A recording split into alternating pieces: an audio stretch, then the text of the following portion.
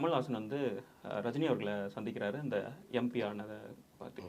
அதை தொடர்ந்து ஒரு செய்தி வருது, ரஜினி அவர்களும் கமல்ஹாசனும் 2 பேரும் இணைந்து இந்தியன் 3 படத்தை எப்படியாச்சும் எடுக்கிறதுக்கு ஒரு பிளான் வச்சிருக்கிறாங்க அப்படின்ற மாதிரியான ஒரு தகவல் வருது. அது எந்த அளவுக்கு உண்மை இருக்கிறது? இல்லை, ஆக்சுவலாக இதில் நடந்தது வந்து என்னென்னா, வெளியில் சொல்லப்படுவது வேற. ஆக்சுவலாக வேள்பாரி நிகழ்வில் சங்கர் வந்து ரஜினிகிட்ட முறையிட்டதாகவும், இந்த மாதிரி இந்த படத்தை சுபாஷ்கரன் போட்டு வச்சுட்டாரு, நீங்கள் கொஞ்சம் தலையிட்டு இந்த படத்தை கொண்டு வர்றதுக்கு முயற்சி பண்ணணும் அப்படின்னு சங்கர் கேட்டுக்கிட்டதா ஒரு தகவல் வருது. ஆனால் சங்கர் கேட்கல. உள்ளபடியே சங்கரிடம் ரஜினி தான் கேட்டிருக்காரு. என்ன காரணம்னா, சுபாஷ்கரன் வந்து ரஜினிகிட்ட பேசி, சார் இந்த படத்தை 2 பேருமே சேர்ந்து போட்டுட்டாங்க, இது இப்போ இந்த படத்தை திரும்ப ஆரம்பிக்கணும்னு பேசினோம்னா சங்கர் வந்து அவருக்கான சம்பளத்தை கேட்குறாரு, கமலும் அவருக்கான சம்பளத்தை கேட்குறாரு. இதில் என்னன்னா, கமலுடைய போர்ஷன் ஆல்மோஸ்ட் முடிச்சுட்டாங்க. இந்தியன் 3க்கு கமல் தேவையில்லை. தேவைப்பட்டால் 1 நாள் 2 நாள் தேவைப்படலாம், அதை தாண்டி அவர் டேட் அவங்களுக்கு தேவையில்லை. அதனால் வந்து இப்போ 2 பேரும் இருந்தால் தான் இந்த படத்தை முடிக்க முடியும்னு அவங்க சொல்கிறாங்க. என்கிட்ட பணம் கிடையாது.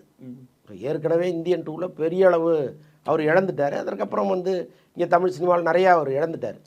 அப்போ நான் பணமாக என்னால் கொடுக்க முடியாது, நீங்கள் பேசி சங்கருடைய சம்பளம் கமலுடைய சம்பளம் இது 2ஐயும் ஆஃப்டர் ரிலீஸ் வாங்கிக்கிறதுக்கு ஒத்துக்க சொல்லுங்கள். அப்புறம் வந்து இந்த படப்பிடிப்பு வந்து அவங்க 30 நாள் கேட்குறாங்க, அவ்வளோ நாள் நம்ம கொடுக்க முடியாது, படப்பிடிப்புக்கு என்ன செலவாகும்னு சொல்லுங்கள், என்னால் 1.5 கோடி ரூபா கொடுக்க முடியும்.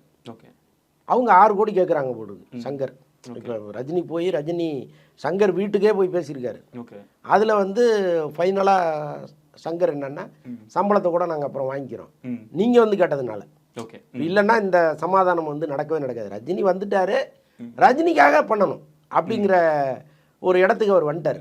அப்போ சரி ஓகே சார், 6 கோடி ரூபா வாங்கி கொடுங்க, விஎஃப்எக்ஸ் இல்லாமல், படத்தில் விஎஃப்எக்ஸ் செலவுன்னு ஒன்று தனியாக இருக்குது, அது இல்லாமல் நீங்கள் 6 கோடி ரூபா வாங்கி கொடுங்க, ஷூட்டிங்கை முடிச்சு கொடுத்துட்றேன் அப்படின்னு இவர் சொல்லியிருக்காரு.